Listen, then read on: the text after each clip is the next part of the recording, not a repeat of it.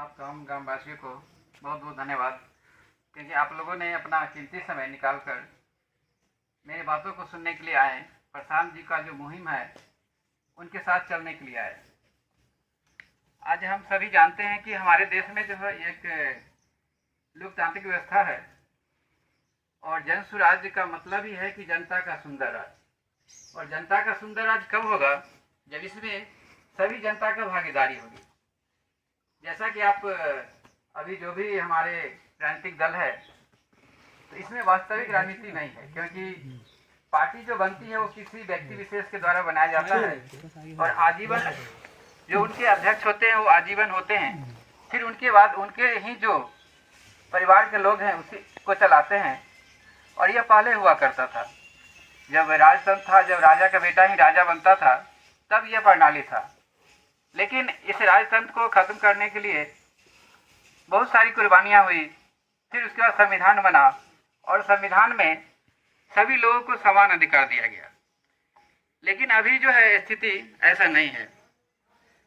तो प्रशांत जी का एक विचार आया कि हमने तो सरकार को बहुत बदला, क्योंकि सरकार बदलने से स्थिति वो ज्यों का त्यों होता है, चाहे वो किसी भी गठबंधन का हो या जिसका भी हो। एक बार हम जनता का सरकार बनाएं, क्योंकि जनता का अगर सरकार बनती है, अगर हमारे समाज के बीच से ही इस शासन प्रणाली में अगर वो हिस्सेदारी लेते हैं, तो हमारे समाज की समस्या को समझेंगे।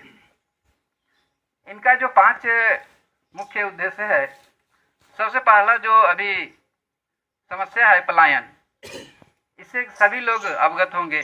हर परिवार से कोई ना कोई व्यक्ति पैसा कमाने के लिए बाहर जाते होंगे। अगर मजदूरी करने के लिए नहीं जाते हैं तो फिर बेहतर शिक्षा के लिए जाते होंगे, किसी न किसी रूप में वो बाहर जाते होंगे। अगर हमारे यहाँ यह रोजगार उपलब्ध हो जाए तो हम लोग बाहर नहीं जाएंगे, क्योंकि जब कोई व्यक्ति बाहर जाता है तो वह केवल शरीर लेकर ही नहीं आता है, बल्कि वह परिवार का एक कंधा, एक जो भावना है वह लेकर चला जाता है। कोई व्यक्ति घर से बाहर रह के खुश नहीं होता है, लेकिन उसकी एक मजबूरी होती है। तो प्रशांत जी का कहना है कि कम से कम मजबूरी में कोई बाहर ना जाए, क्योंकि आज घर चलाने के लिए लोगों को पैसा चाहिए तो उसे बाहर जाना पड़ता है। दूसरा है कि आज हमारे यहाँ सबसे कम 400 रुपया पेंशन मिलता है। यह 400 रुपया से 4 दिनों का भी गुजारा नहीं हो सकता।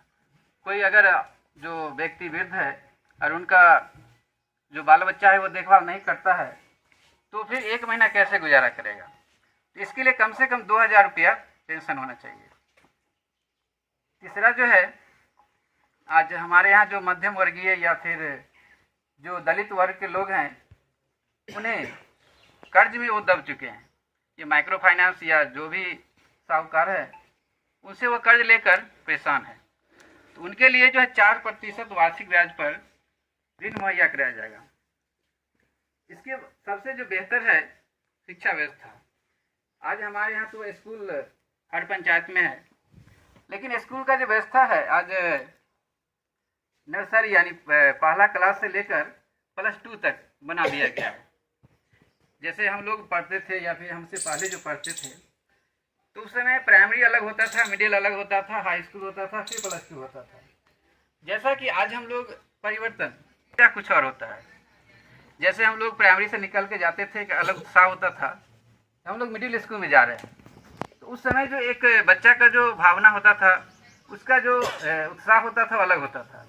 लेकिन अगर पहला क्लास में भी वहीं एडमिशन हुआ और +2 में जाके अगर वहीं से निकले, तो फिर उसका जो है पढ़ने का रुचि खत्म हो जाता है। तो प्रशांत जी का कहना है कि हम इस व्यवस्था को सुधारेंगे, विश्व स्तरीय शिक्षा व्यवस्था लाएंगे, ताकि अगर शिक्षा गुणवत्तापूर्ण होगी, लोग अगर यहाँ अच्छे से पढ़ेंगे तो विकास संभव है। क्योंकि गरीबी से अमीरी में जाने का एक ही रास्ता है, वह रास्ता है शिक्षा। अगर शिक्षा में सुधार होता है तो निश्चित रूप से विकास होगा। इसके बाद इनका जो कहना है कि आज हमारे किसान पंजाब हरियाणा को अगर देखें तो वहाँ का जो मिट्टी है हमारे यहाँ के मिट्टी से कम उपजाऊ है, फिर भी वहाँ के जो किसान है वो संपन्न माना जाता है। लेकिन आज हमारे यहाँ के जो किसान है उनका स्थिति मजदूर से ही बदतर है, तो जो आज जो मनरेगा की स्थिति है, मनरेगा में जो पैसा जाता है वो पैसे का सही उपयोग नहीं होता।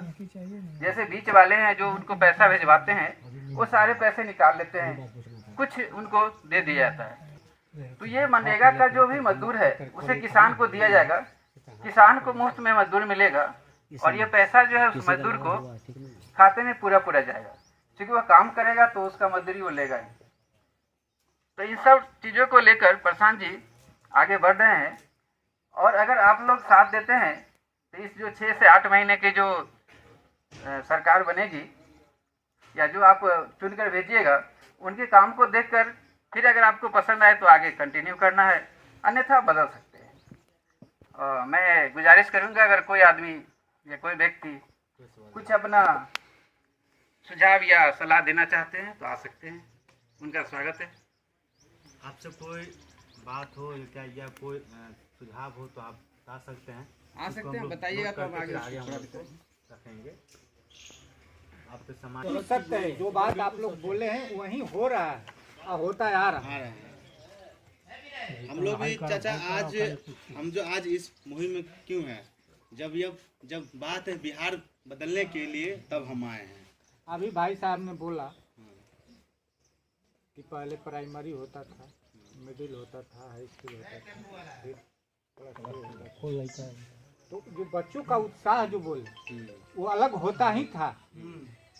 अभी हम 5वीं में क्लास कर रहे थे तो हमें उत्साह है कि नहीं हम 5 पास करके अब जाए के हमारा हाँ मिडिल स्कूल हमारा नाम लिखाई आया।